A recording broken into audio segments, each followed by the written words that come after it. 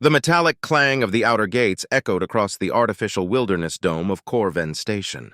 High above the forested terrain, through transparent alloy panels laced with shielding grids, spectators, scientists, and military observers took their positions.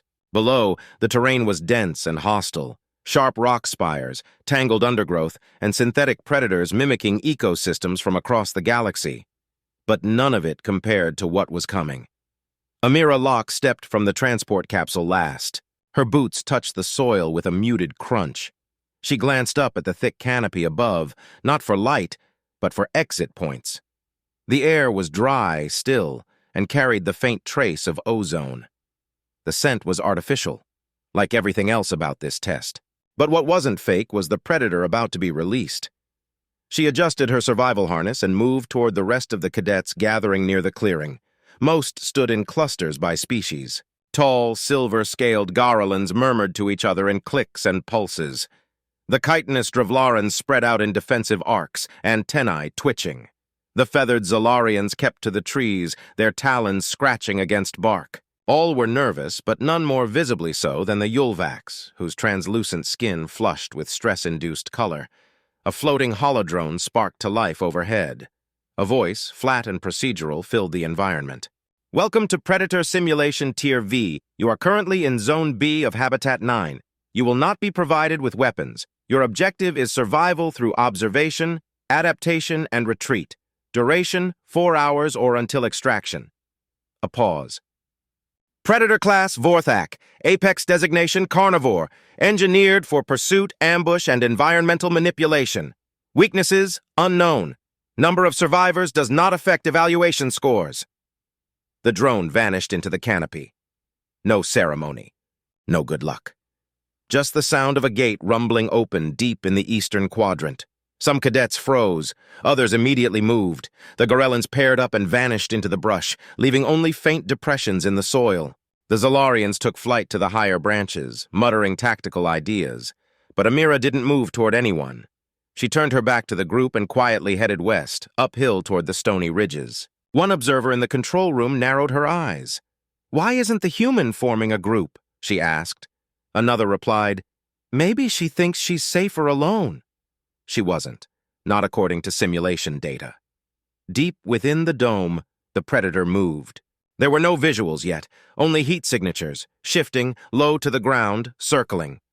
Amira reached the first outcrop and crouched. She pulled a small lens scope from her harness and scanned the tree line below. She didn't see anything, but her breathing slowed and her shoulders relaxed. She wasn't afraid. Not yet. 20 minutes passed before the first scream. It was short and wet.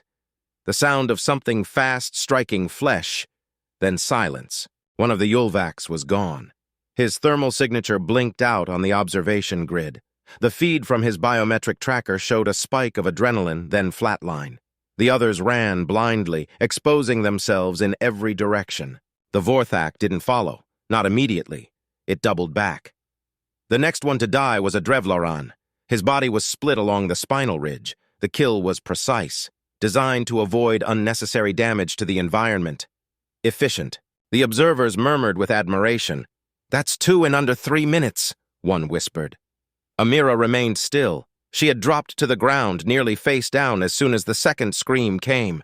She used a small rock to scratch patterns into the dirt, not out of boredom, but memory, tracking. She marked the direction of each sound, calculated movement speed, estimated kill intervals. Far below, another cluster scattered. The Zolarians had spotted something. Their screeches were more coherent, warning cries. But it didn't help. One of them dropped from the canopy, spine twisted at an unnatural angle. The others hesitated only a second before fleeing west. Amira kept moving, slow, deliberate, angled paths that never left her exposed for more than 2 seconds at a time. She didn't run. Running made sound. Running triggered predator instincts. She wasn't hiding, she was repositioning. Always uphill, always toward the rocky overhangs where vision would be limited. In the control room, someone leaned forward. "Is the human really tracking the predator's pattern?" "She is," replied the commander. "Look at her hand. She's marking something on her palm." Indeed, Amira had begun using her thumb to draw dots and lines across her glove. A rudimentary system, but accurate. Her eyes scanned every movement of birds, insects, even grass blades. If a creature was moving against the wind, she noted it. If it moved faster than a breeze could explain, she prepared to shift. The observers watched the carnage unfold in other zones.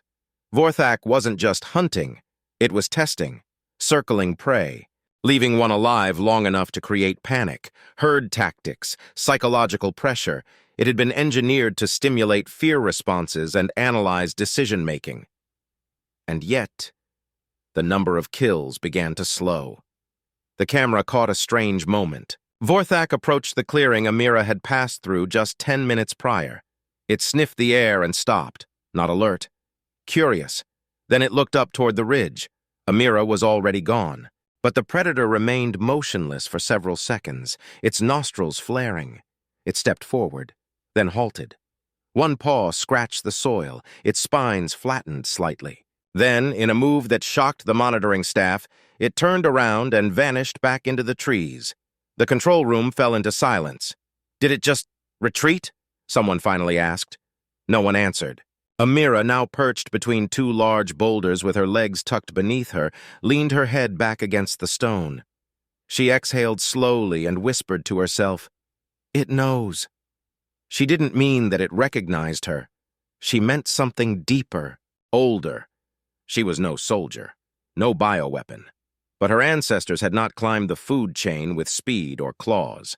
They had done it with fire, tools, and something more unsettling, persistence. They had learned to stare down predators, to make eye contact not with fear, but with promise. And sometimes even a perfect killer understood when it was being watched by something worse. The timer on the simulation counted down. 3.5 hours remained. More would die. But Amira had already passed her test. Not by killing, not by hiding, but by reminding the galaxy's most dangerous predator what humans once did for sport: hunt the hunters. The forest had gone silent. Amira remained pressed between the two boulders, her breath slow, each exhale controlled through her nose. She could feel the stones chill behind her back, could taste the iron tang of recycled air in the dome's breeze. The moment the predator had turned away, her body had relaxed just enough to loosen her grip on the jagged rock in her hand. She hadn't even realized she had picked it up. She leaned slightly, tilting her head toward the slope below. Movement. Quick. Not the predator this time, wrong rhythm. It was frantic, uneven. Another cadet panicked, charging uphill in the worst way possible. His chest heaved with every step, claws scraping bark as he stumbled past trees and fell to his knees just below her ledge. He was a Drevlaran, a younger male judging by the incomplete horn structure. She studied him. His breathing was ragged, his head darting from left to right. He had no sense of cover, no awareness of line of sight. She made no move to reveal herself. Below, between the trees, a low vibration began to hum through the soil. Amira's fingers stiffened. That sound wasn't wind. It was the predator's gait, measured, smooth, deliberate. She looked down at the cadet again. He didn't hear it yet. His mind was too wrapped in fear. She knew what was coming. The Drevlaran turned toward the direction he had come from, stood up shakily, and opened his mouth to shout something. But nothing came. A shadow moved between two trees. The predator emerged, not charging but gliding, almost graceful in its deadly elegance. Its body was low, its limbs spread in perfect balance, its gaze locked onto its new target. Amira didn't move. She didn't blink. She watched. The cadet's scream never formed. Vorthak lunged, clearing the distance in a single bound. The strike was clean, a snap of bone, a collapse of weight, and silence. The Drevlaran's body slumped forward with a thud, lifeless, dragged slightly before the predator crouched over it. Amira closed her eyes for 2 seconds, inhaled and marked the time in her mind. It had taken no more than 6 seconds from visual contact to death. She opened her eyes again. Vorthak remained still, looming over its kill, sniffing the cadet's remains. Then, with a single fluid motion, it backed away. Not to hide or consume, but to wait. It was listening. Farther down the hill, twigs cracked, another group approaching. Amira turned, keeping low, and slid along the boulder's shadow. Her body was practiced in these movements. Not military, but ancestral. Muscle memory passed from generations who had hunted on foot and survived jungles without armor or scanners. She descended to a narrow ravine where the rocks funneled the wind into a single path. There, she paused. From her position, she could see the predator again. Vorthak had moved uphill now, crouching in the underbrush. Its tail flicked slowly, its head tilted, not toward the sound of the approaching group, but toward the kill it had left behind. It wasn't hungry. This wasn't about food. This was dominance. 3 cadets emerged on the trail. A Garalan female with reflective scales, a Zalarian with feathers torn on one wing, and another, Drevlaran, older than the last, with his chest armor slashed open, likely from a previous encounter. They walked slowly, whispering in sharp tones, unaware of what waited just 10 meters ahead. The older Drevlaran noticed the corpse first. He stopped, raised a hand, and gestured for silence. Too late. The predator's muscles coiled. Amira tensed. The air itself felt charged, like a storm about to strike. The Garalan turned, caught sight of the corpse, and froze. Then the predator attacked. But not directly. Vorthak launched not at the group, but past them into the trees behind, forcing them to scatter. It was splitting them, isolating each target. The Zalarian bolted upward, but her damaged wing failed mid-flight. She hit a branch, crashed into the dirt, and rolled. The Drevlaran tried to help her, but Vorthak was already there. The strike was brutal. Claws raked across his midsection, throwing him backward into a trunk. He didn't get up. The Garalan ran down slope, fleeing blindly. Amira watched her pass the ravine's edge, slipping on loose gravel, tumbling and vanishing into the undergrowth. Now the predator turned back toward the Zalarian, still crawling. Amira shifted forward. This was the first time she considered acting. But she didn't move out of compassion. She moved because Vorthak had shifted its attention long enough to reveal its rhythm, its pacing, its breath, the way its eyes tracked movement over noise. She watched carefully. Vorthak didn't kill the Zalarian. It stood over her and waited. The Zalarian whimpered, chest heaving, wings half folded in a defensive curl. Vorthak sniffed again, then stepped back. It looked toward the tree line. No attack. No kill. Amira blinked slowly. The predator was studying. Suddenly, a sharp noise echoed from the far east quadrant, an explosion from a triggered environmental trap. The observers must have activated something. Vorthak's ears perked. It sprinted into the trees and vanished. Amira exhaled again. She slid down the ravine and approached the Zalarian carefully. The girl saw her and shrank back. "I'm not here to hurt you," Amira whispered. The Zalarian stared at her. Her feathers bristled. "Why, didn't it kill me?" Amira glanced toward the predator's last location. "Because it already had what it wanted." The Zalarian coughed. "Which was?" "Fear," Amira said softly. "It doesn't feed on flesh. It feeds on control." The Zalarian tried to sit up, but her leg gave out. Amira caught her and helped her lean against a stone. "Why aren't you afraid?"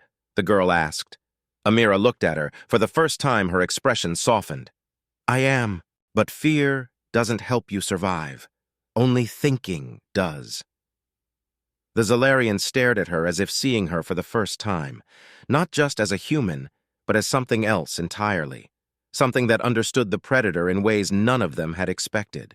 Above, in the control room, the analysts watched the feed. The commander leaned over the technician's shoulder. "Mark that. The predator passed 3 viable targets and chose only 1. Each encounter was different. It's adjusting behavior." The technician nodded. "And the human?" "She's adjusting faster," the commander muttered. "Should we intervene?" "No," the commander said. "I want to see what happens when the apex realizes it's not alone at the top." Amira remained crouched beside the Zalarian girl for several minutes after the predator vanished into the eastern canopy. The adrenaline had faded, but something colder had taken its place. A stillness not born from peace, but from calculation. She could feel it pressing in from the trees.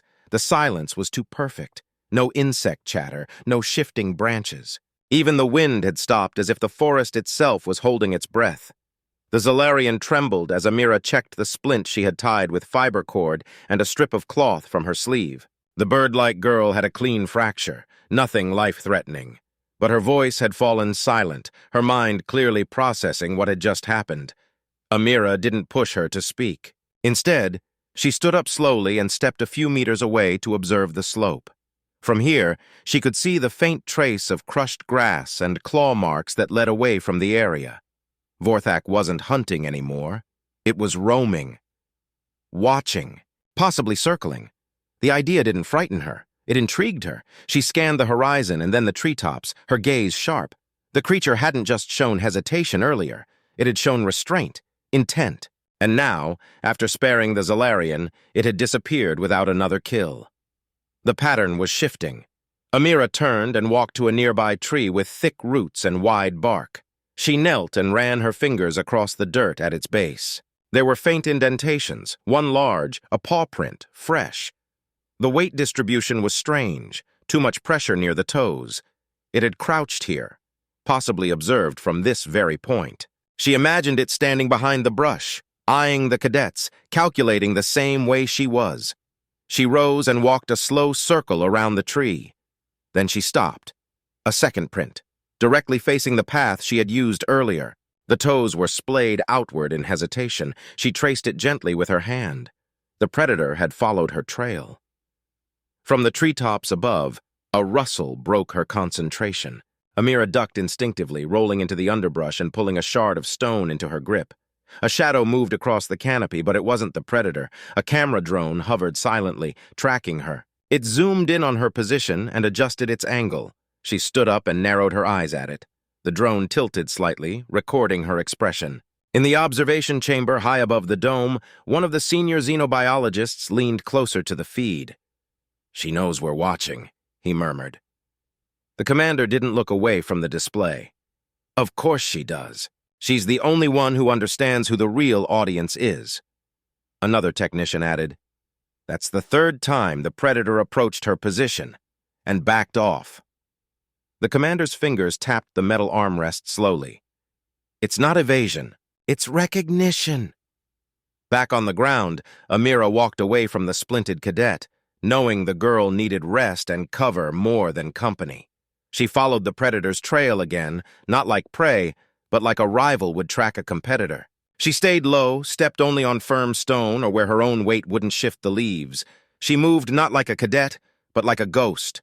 She was halfway down the ridge when she heard it. A breath, not hers, not wind. It was guttural, quiet, and close. She turned her head fractionally and saw it through the brush, just 10 meters away. Vorthak stood in the shadows of two warped trees. Its body was angled forward, but it didn't move. Its golden black eyes locked onto hers. Her muscles went still. It wasn't hiding. It had revealed itself on purpose. The seconds stretched. Amira didn't flinch. Her heart pounded in her chest, but her face remained unreadable. The predator inhaled, nostrils widening. Then it stepped forward, one footfall pressing into the moss without sound. She didn't move. Another step, then another. Her fingers twitched slightly, calculating distance, angle, slope. If it lunged, she had half a second. No cover. But she didn't run. Vorthak froze, its head tilting slowly to the side. It stared directly at her eyes, and she stared back. Then, without warning, it dropped its head slightly and let out a low, rumbling growl, one that didn't carry threat. It was a warning. But not to her. Amira blinked. The predator's gaze shifted past her shoulder, into the distance behind her. She turned only her eyes, just enough to glimpse movement. Another cadet, likely a Gorellan, stumbling into the clearing from the opposite side. Vorthak backed away into the brush like vapor. Amira stepped sideways and crouched behind a tree as the Gorellan boy staggered into view. His arms were scratched and bleeding. He clearly hadn't seen her or the predator. He stumbled to the edge of a stream and collapsed, breathing hard. She knew what would happen next. Vorthak reappeared a moment later from the opposite direction. It didn't roar. It didn't charge. It just moved, fast. Amira didn't look away as the creature leapt, wrapped its limbs around the Gorellan's form, and slammed him into the ground. One blow. Silence. The body went limp. The predator rose and looked again in her direction. This time, it didn't retreat. It watched her. Then, step by step, It slowly circled the body and disappeared into the trees, never turning its back on her. Amira exhaled only when the forest swallowed the creature whole. Her jaw tightened. This wasn't ordinary behavior. This was testing. The predator had ignored her again. It had spared her a third time, and it had chosen to display the kill for her to see. She descended the slope, walked carefully to the edge of the stream, and crouched by the water. Her reflection stared back. Calm eyes, smudged cheeks, and dried blood from earlier injuries smeared across her left wrist. She dipped her hands in the cold water and washed them slowly, her fingers trembling now, not from fear, but from what she suspected. If Vorthak had begun to acknowledge her as something more than prey, then the dynamic had changed. It wasn't hunting her. It was measuring her, not as a meal, as a rival. High above, the control room was silent. The data feed from Vorthak's embedded monitors showed something extraordinary. Spikes in neural activity not usually associated with instinctive behavior. Memory centers, recognition pathways, hesitation signals. It was adapting at a speed beyond its original design. The technician turned toward the commander. It's treating the human differently, as if it remembers something. The commander nodded slowly. She reminds it of something older than the simulation. The diagnostic center within the observation facility remained dimly lit only by the pulse of monitors and the slow rotation of the holographic feed. All eyes were on the data streaming from Vorthak's neural interface. The screen showed spikes, not erratic, but patterned, focused. Lines pulsed red where memory encoding and sensory association should have remained dormant, but something had changed. Dr. Eno Sarvek leaned forward, elbows braced on the console edge. His gaze narrowed as he expanded the overlay on the predator's limbic response. Something about the last sequence had triggered a loop. Not confusion, not fear, recognition. He tapped a command, replaying the heat signature footage of Vorthak's prolonged standoff with the human girl. Her body language was unreadable, yet steady, unarmed, yet unflinching. Even when Vorthak advanced within striking range, her spine never curved, her arms never raised defensively. Instead, she had tilted her head slightly, like she was watching him, not awaiting attack. That posture, that stillness. Eno zoomed in again. His eyes caught a detail, subtle but chilling. Her jaw, clenched at first, had relaxed, just enough to expose her teeth in a slight baring, neither a smile nor a threat, but something ancient, a challenge. One animals had used before words ever existed. The memory snapped into place. He rose from his seat and stormed out of the diagnostics bay, footsteps sharp against the grated floor. He made his way to the classified archives wing, where only high-clearance personnel could access pre-contact Earth biological studies. He bypassed security with his biometrics and entered the dark chamber lined with memory rods and hardline databases. With practiced motion, he pulled a specific rod from the sealed shelf.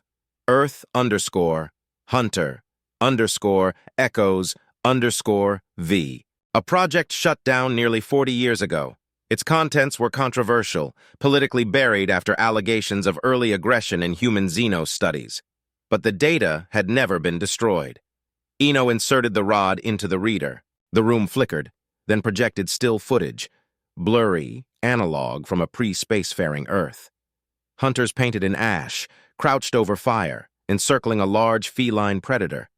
The animal's stance was defensive, but it didn't lunge. It backed away slowly, step by step, as the humans stood tall, eyes fixed, spears unthrown. The growl of the beast turned to a whimper. Then it fled into the dark. Clip after clip played. Wolves retreating from fire-lit eyes. Bears cornered by stick-wielding figures who showed no fear. Leopards abandoning kills to human scavengers who refused to look away. Eno's hand trembled as he played the final footage. Early lab experiments. Human test subjects placed inside enclosures with controlled predators. No weapons, no commands. Just eye contact and posture. And again, time after time, the predator would hesitate, then flee. It wasn't dominance of force, it was language, primal, pre-verbal, embedded deep in the DNA. A language predators understood before biology turned civilized. The human expression of fearlessness wasn't just defiance, it was declaration. I am not prey. Eno stared at the screen, then whispered to himself, she didn't scare it, she awakened it. Back inside the simulation dome, Amira had made her way back uphill, not to escape, but to gain vision. She stood beneath a dead tree, bare of leaves, stripped by artificial storms and clawed by years of tests. The wind shifted. Her braid lifted slightly. She didn't turn her head. Behind her, something large moved through the trees, slow, deliberate. She waited. A branch cracked under weight. Then silence. She closed her eyes and listened, not with her ears, but with her breath. The air moved wrong. It was too careful. She turned, not fast, but with the slow elegance of someone offering no threat, yet fully prepared for one. There he was. Vorthak stood at the edge of the path, halfway obscured by twisted trunks. His head was tilted again. His forelimbs rested calmly, claws unsheathed but low. His chest expanded in a full breath, as if gathering scent not just from her skin, but from her blood, her sweat, her nerves. Amira stepped forward, just once. The predator didn't move. She stepped again. Still, no reaction. Then she stopped, only 2 meters away now. Her heart beat so loudly in her own ears she could barely think. But she didn't let it rule her. Vorthak exhaled, a low, guttural huff. She held his eyes. He blinked, her jaw lowered. Not submissive, but deliberate. Her lips parted, her teeth were visible. Not a smile, a signal, a display. The predator pulled back. One step, then another. He didn't flee, but he retreated into the brush. Amira stood for another minute before speaking under her breath. You know. You remember. Not intellectually, not consciously, but in bone, in nerve, in the code of life passed down by generations of survival. Somewhere, buried beneath engineered instincts and lab-grown savagery, Vorthak had retained an echo of the species that once refused to run from claws and teeth. The species that stood its ground while the galaxy still crawled. She turned and walked away without looking back. It was a risk. Turning one's back to a predator always was. But she didn't need to confirm what she already knew. Above, Eno returned to the observation deck and slammed the archive rod onto the table. The commander looked up. You broke clearance. Eno didn't care. She's triggering ancestral recall. The room went silent. He explained. The predator's brain isn't reacting to threat. It's responding to memory, evolutionary imprinting. The kind no species ever truly forgets. The technician leaned forward. But Vorthak was bred, genetically constructed, no Earth exposure. Eno shook his head. Doesn't matter. The core template included base predator species. Many of those species evolved under constant pressure from human behavior, even indirectly. It's in the base memory. Long-term, her behavior is activating something it doesn't understand, but respects. The commander stood slowly. You're saying the predator fears her? No, Eno replied. I'm saying it remembers fearing what she represents. The final hour of the simulation approached, but within the dome, time felt suspended. The forest no longer trembled with running cadets or scattered screams. The carnage had ended early. Now it was quiet, not with peace, but with purpose. Something had shifted. Every remaining organism inside the dome had either gone still or disappeared underground. Even the artificially generated birds had fallen silent, instinctively reacting to the apex in their midst. Amira walked with slow, measured steps along the stone ridge above the lower basin. Her boots pressed softly into the moss-lined path as her eyes scanned the terrain not for shelter, but for movement. She was no longer evading. She wasn't hiding. She was waiting. Her body showed signs of the long test, mud-streaked sleeves, a tear across her left thigh from a thorned root, dried blood on her forearm where a sharp rock had caught her earlier. But her stance remained upright, calm, every step calculated. Her breathing was steady. She looked like someone on patrol through territory that belonged to her. She stopped by a crooked tree with bark peeled off one side. A claw mark, fresher than the rest. Deep, deliberate, recent. She set her hand gently on the gouge and looked up toward the western slope. He was there again. Vorthak emerged from the gloom like a nightmare held together by muscle and instinct. His limbs carried him with that same impossible fluidity. His head remained level with his shoulders, his eyes fixed on her.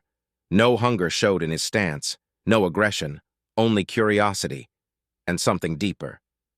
She stepped forward once. He didn't move. Another step. Still, he remained. Then she did something that drew breath in sharply across every console in the control tower above. She sat down, right in front of him. No defense, no barrier. Her posture was relaxed, her hands resting on her knees, her spine upright and exposed. Vorthak's head tilted, puzzled. She met his gaze. He took a step forward. Monitors above recorded a spike in neural complexity. Thought, hesitation, recognition. Again, his breath deepened. He sniffed the air with long draws as if trying to decode her. Amira didn't blink. She lowered her voice and spoke, not to be understood, but to be heard. You weren't made to fear, but something inside you knows. You remember us, not because we were predators, but because we became one to survive yours. He took another step closer. She didn't flinch. You remember what it meant when we didn't run. His claws flexed against the soil. We didn't always have claws, we didn't always have strength, but we learned how to make death tools from bone. We hunted by tracking you for hours until you collapsed from exhaustion. We stared into your eyes and knew exactly when you'd break. A low, guttural sound emerged from Vorthak's chest. It wasn't rage. It wasn't challenge. It was something bordering on vocal response. Amira stood slowly. Still, no reaction from him. She walked toward him, closer than before, until only a single meter separated her from a beast whose muscles could tear a tank apart. He towered over her, but she didn't shrink. Her shadow overlapped his paws. Then she stopped and raised her eyes fully. You don't fear me because I'm dangerous, she whispered. You fear what I'm capable of choosing to become. For a heartbeat, he remained still. Then something unthinkable happened. He lowered his head, not in submission, but acknowledgement. Amira reached forward, no sudden motion, and placed 2 fingers to her own chest. Then she pointed gently to his, the universal sign, I see you, you see me. She stepped back. He turned. Without another sound, he moved into the forest, his form dissolving into the mist without looking back. The test hadn't ended yet. There were 32 minutes remaining, but the predator had chosen to leave. The alarm for extraction sounded from the treetop speakers. All participants remain where you are. Recovery is en route. Amira didn't sit. She stood where he had last been, silent, still. Above, in the observation room, Dr. Sarvek closed the archived footage of Earth's ancestral hunts. He opened the new data logs. Vorthak's neural scans showed a unique pattern. Synapses firing in directions no one had programmed, emotional ranges no one had intended. And in one field labeled Aggression Protocol Override, a new subroutine had formed entirely on its own. It had been labeled by the AI observer system in 3 words. Not recommended engagement. The commander walked to the main monitor and pointed at the human cadet now standing alone in the center of the simulation zone. She didn't defeat the predator, he said. No, Sarvek replied quietly. She reminded it what kind of creature created the concept of predators to begin with. The extraction ship arrived minutes later. As it lowered between the treetops, its searchlights swept across the clearing. Amira didn't wave. She didn't run. She stood upright, eyes forward, posture calm. The bay doors opened. Medics rushed out, but she didn't look at them. She climbed aboard only when asked. On the ship's floor, she sat quietly, brushing dust off her knees. Another cadet lay unconscious across the aisle, pale and trembling. A medic knelt beside her. Are you hurt? She looked down at her scraped knuckles, her bruised ribs, the scuffed skin over her collarbone. None of it mattered. She shook her head. I'm fine. The medic hesitated, then asked, What happened in there? Why didn't it attack you? She stared out through the window at the dome falling away beneath them. It knew better. The words weren't prideful. They weren't angry. They were honest. The predator had scanned the crowd for prey, and when it reached her, it didn't see prey. It saw what all predators fear in their core, something that decides not to kill, but can. Something that doesn't need claws or fangs to become death. Something that, once provoked, never forgets. Not a beast, not prey, human.